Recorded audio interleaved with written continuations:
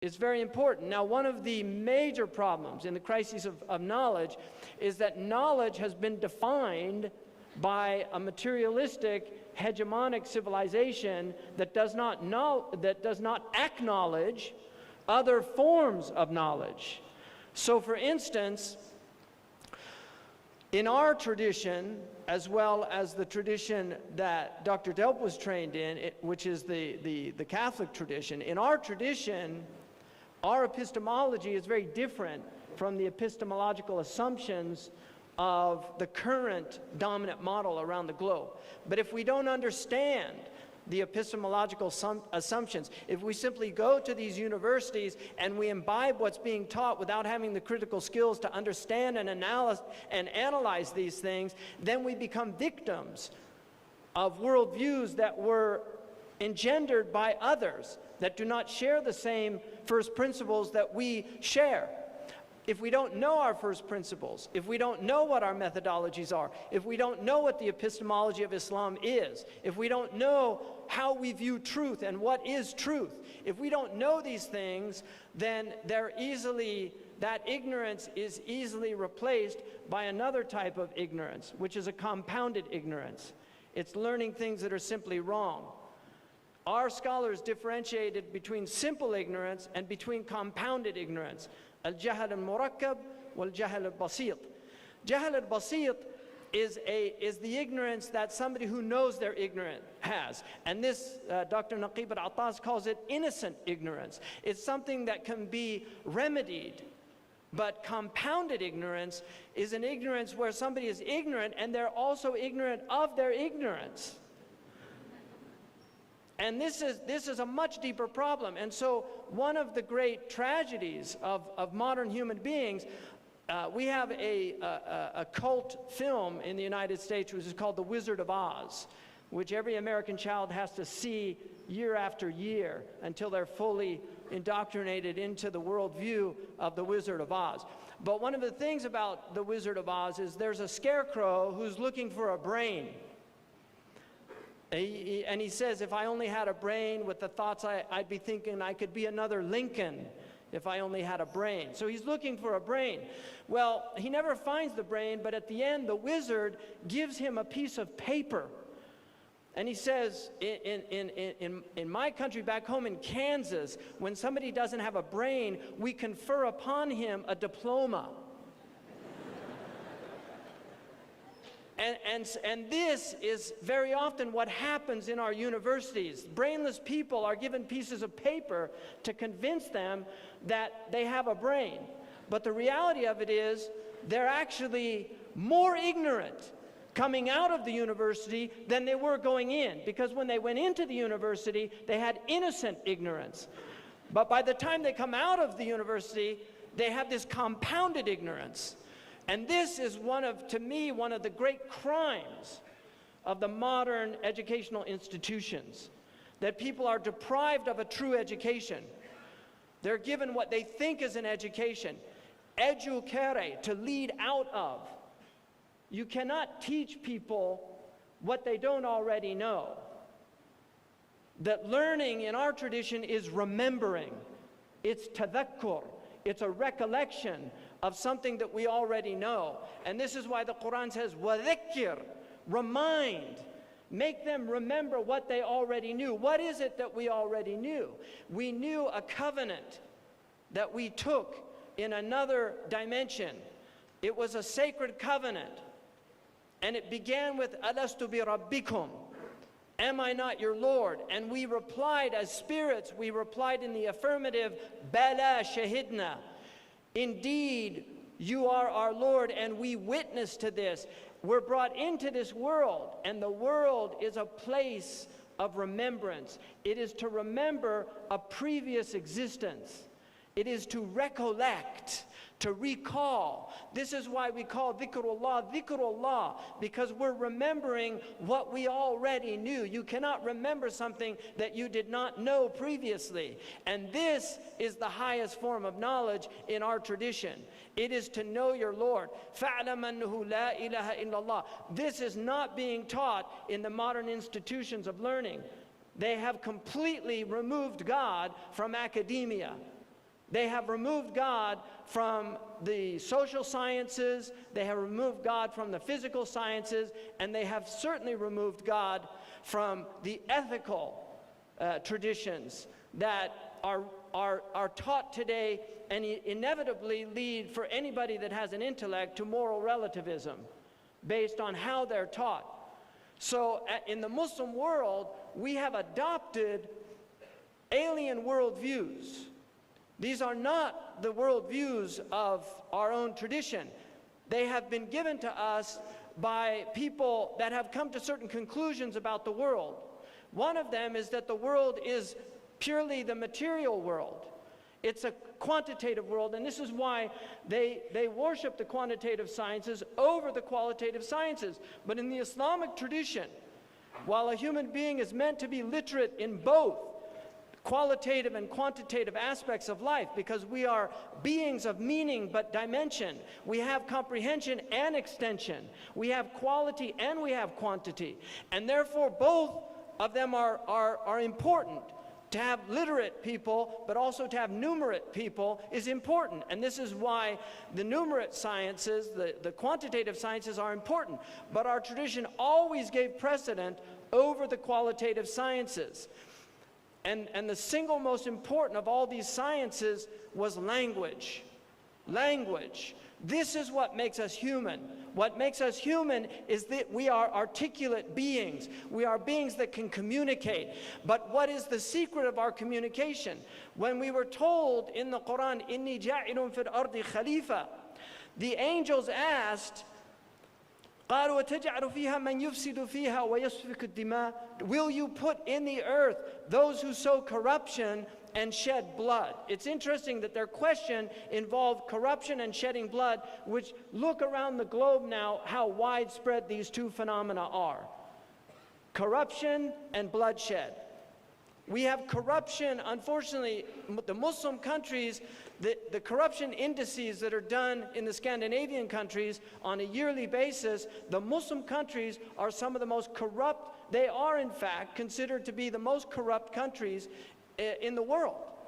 In fact, on average, Nigeria always takes first place. And Pakistan generally comes in second. But I have a Pakistani friend who informed me that the Pakistanis bribed the Nigerians to take first place. So this is a big problem. This is a major problem that we have.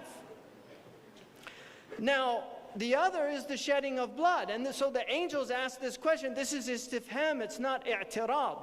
They're asking to understand because they were looking at the beings that were on earth before humans, which were the jinn, and this is what the jinn did. The jinn were here before us, and they were corrupt, and they shed blood. And so the human being was put here to replace them. Now, what's interesting about this replacement, the angel said, وَنَحْنُ نُسَبِّحُ بِحَمْدِكَ وَنُقَدِّسُ لَكَ.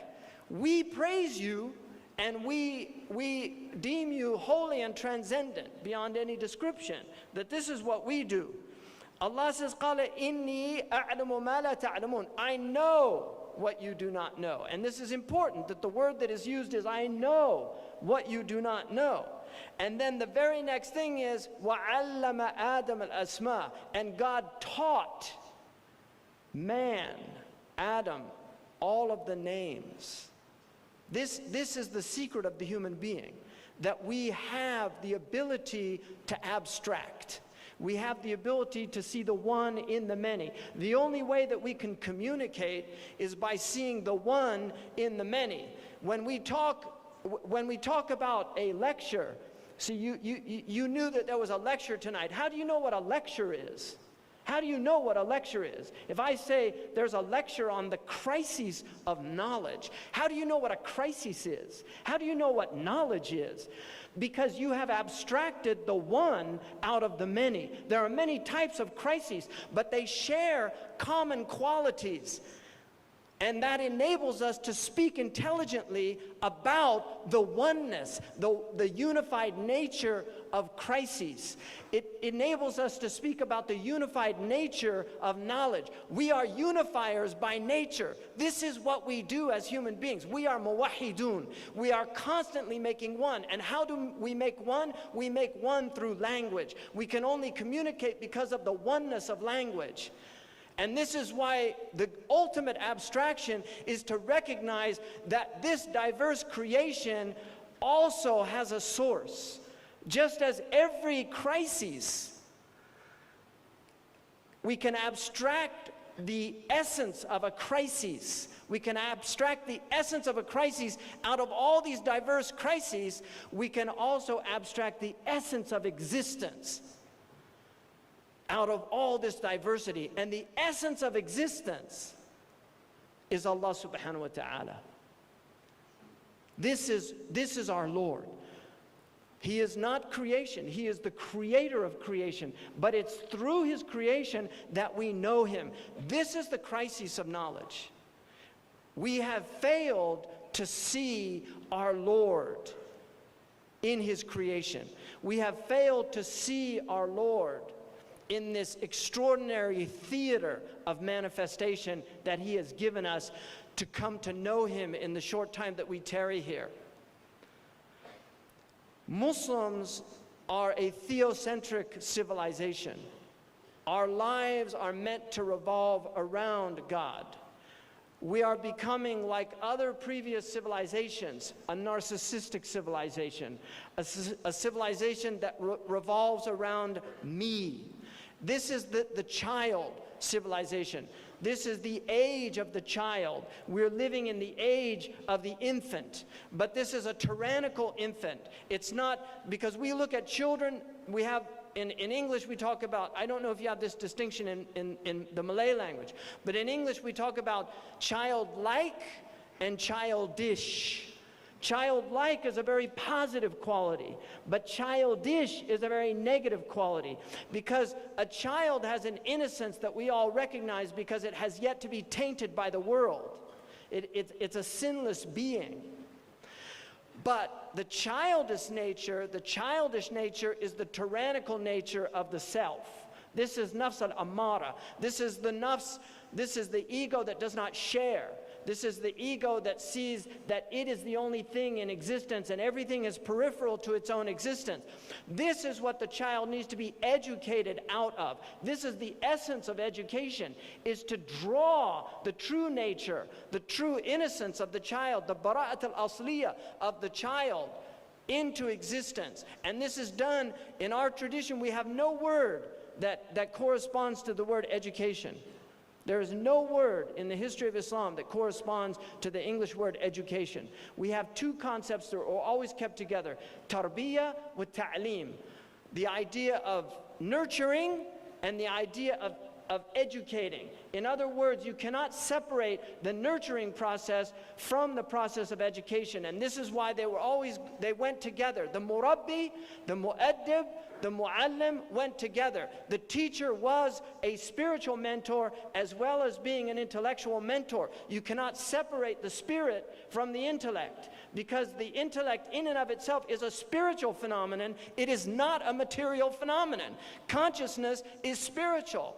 The very center of the human being, this core that Allah calls the lub, ulul albab, is a immaterial reality. It is a spiritual reality. And so the murabbi was the one who took you by degrees, who brought you out of yourself. And this is why madrasa in Arabic means the place of effacement.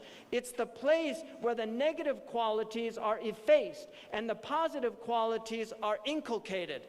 They called the first stage of education takhliya, the emptying out of the self. And the second stage was tahliya, the adorning of the self with those beautiful qualities. What the ancients called truth, goodness, and beauty. What we call Iman, Islam, and Ihsan. Iman is our truth. There is no God but Allah. Islam is the way that we behave with goodness in the world.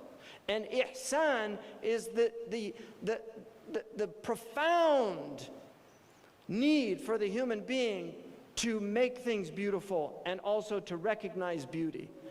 And this is the human condition. But